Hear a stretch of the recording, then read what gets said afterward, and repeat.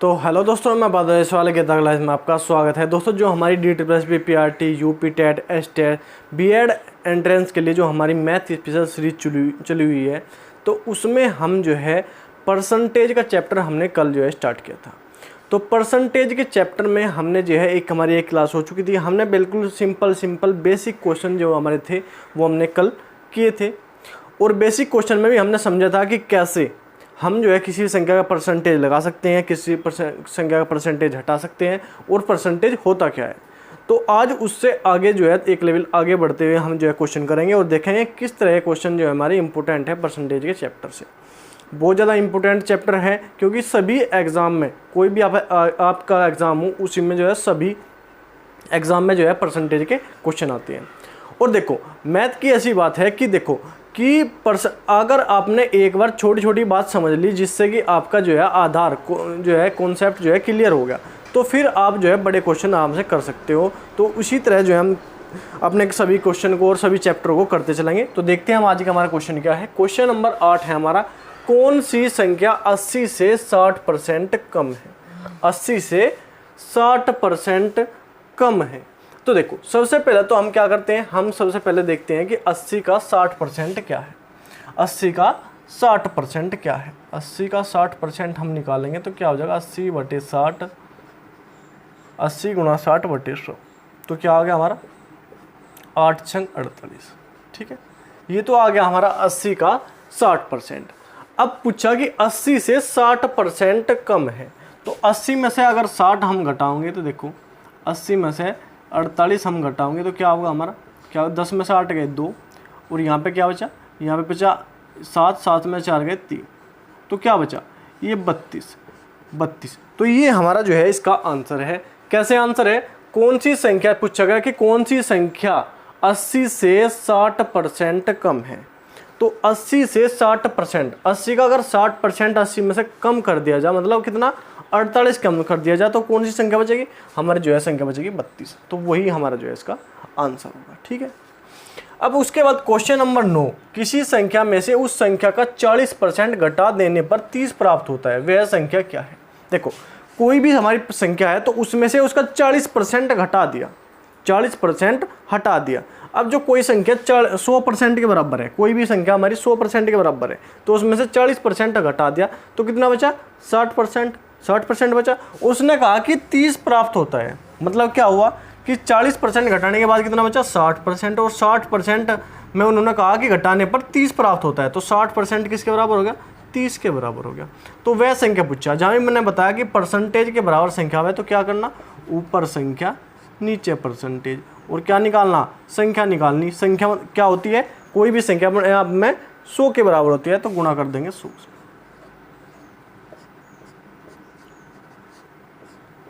50, तो हमारा क्या होगा, हमारा आंसर होगा 50। हमारा आंसर आ गया 50। ठीक है, तो कोई भी संख्या हो, कोई भी चीज़ हो, टोटल जो चीज़ होती है, कोई कुल समय, कुल संख्या, कुल जो भी कोई कुल हम मान सकते हैं, उसे 100% के बराबर हम मानते हैं, और जो निकालना होता है उसी से हम गुणा करते हैं जहाँ भी संख्या के बराबर परसेंटेज आए।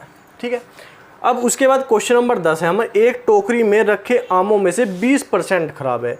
यदि टोकरी में खराब आमों की संख्या 35 हो तो कुल आम कितने हैं? देखो, इन्होंने क्वेश्चन में बोला 20% आम जो है खराब है, तो आपको जो है दोनों पहलू देखने, खराब भी और सही भी।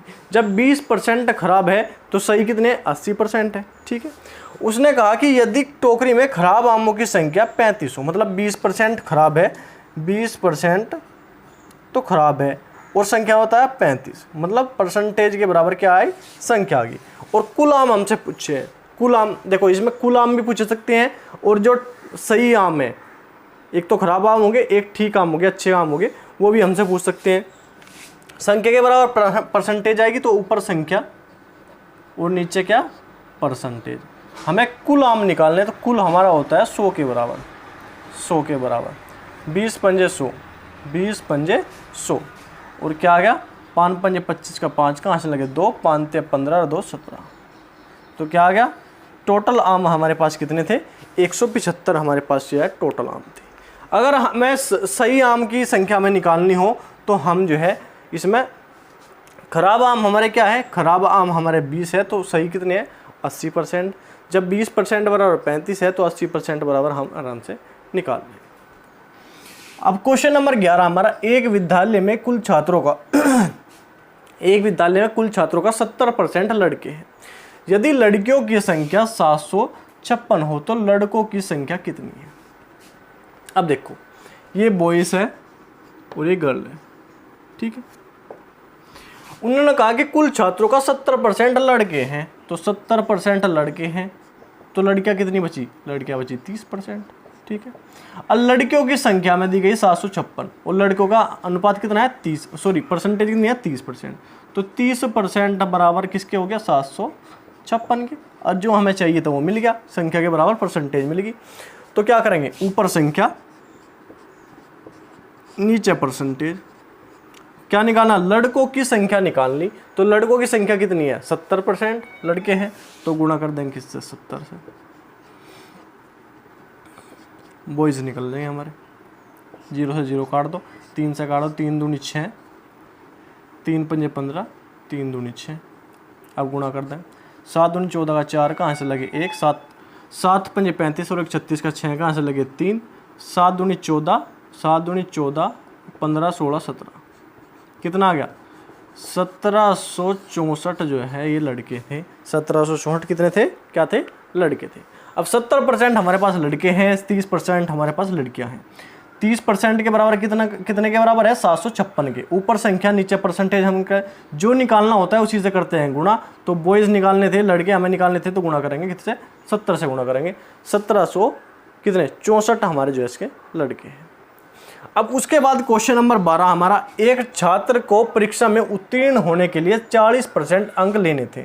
उसने 178 अंक लिए तथा 22 अंकों से अनुत्तीर्ण घोषित किया गया। कुल पूर्णांक कितने हैं? कुल पूर्णांक कितने हैं जिसमें टोटल जिनमें से हमें अंक प्राप्त हुए वे कितने हैं? अब देखो, 178 अंक उसने प्राप्त किए। कितने? 178, और 22 से जो है वो फेल हो गया। मतलब अगर 178 के बाद अगर 22 अंकों से और मिल जाते तो वो क्या हो जाता? पास। तो कितने में पास होता हो? 8 और 10 की 0, वहाँ से लगे 1, 7 और 2 9 और 1 10 की 0, वहाँ से लगे 1। तो वो टोटल जो है 200 अंकों पे पास था, लेकिन उसे जो है 22 अंक कम मिले, इसलिए वो जो है 178 अंक ला कर भी फेल हो गया, ठीक है। उसने क्या कहा?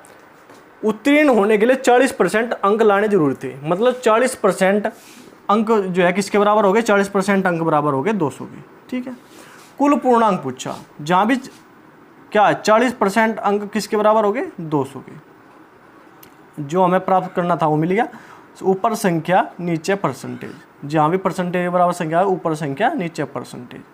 अब कुल पूर्णांक की बात हुई, जहाँ भी कुल पूर्णांक, कुल संख्या या कोई भी चीज़ कुल की बात हो, टोटल की बात हो, तो क्या करना? हमें गुणा करनी 100 से, क्योंकि वो संख्या 100% के बराबर होती है, ठीक है। 0 से 0 कर दो, 4 पंजे 20, क्या आ गया? 500। तो उसके कुल पूर्णांक, कुल अंक कितने थे? 500, ठीक है। तो 500 अंक में से उसे अंक प्राप्त हुए थे, जो हमें जो है जिसमें से उसे 178 अंक मिले और 22 अंकों से वो अनुत्तीर्ण घोषित किया गया। तो ठीक है, तो इस तरह का क्वेश्चन है। लेवल थोड़ा थोड़ा बढ़ाएंगे हम इसका। सबसे छोटे क्वेश्चन पहले हमने पहली क्लास में किए, अब आज जो है थोड़े से और क्वेश्चन का लेवल थोड़ा बढ़ा। इसी तरह जो है लेवल बढ़ा के जो है, ये परसेंटेज का जो चैप्टर है बड़ा चैप्टर है, तो कई सारी क्लास में हमारा जो है इसका हमें करना पड़ेगा। तो ठीक है, आज के लिए इतना ही। क्वेश्चन कम है, लेकिन समझाने का जो है मेरा तरीका ये है कि क्वेश्चन भले ही कम हो लेकिन पूरा समझ में आना चाहिए। तो ठीक है, आज के लिए इतना ही। अगर क्वेश्चन आपको समझ में आ रहे हैं, वीडियो आपको अच्छी लग रही है, समझाने का तरीका आपको अच्छा लग रहा है, तो वीडियो को लाइक करो, चैनल को सब्सक्राइब करो और कमेंट करके जो बताओ वीडियो आपको कैसी लगी। देखो, मैं कई बार बोलता हूँ कि आपको कमेंट जरूर करना चाहिए। कमेंट करके आप बता सकते हो कि किस चैप्टर की वीडियो आपको चाहिए। मैथ का कोई भी आपका चैप्टर हो, आप जो है बोल सकते हो। मैं पूरे आसान तरीके से, बिल्कुल सिंपल मेथड से आपको जो है समझाने की पूरी कोशिश करूँगा। तो ठीक है, आज के लिए इतना ही। धन्यवाद। जय हिंद।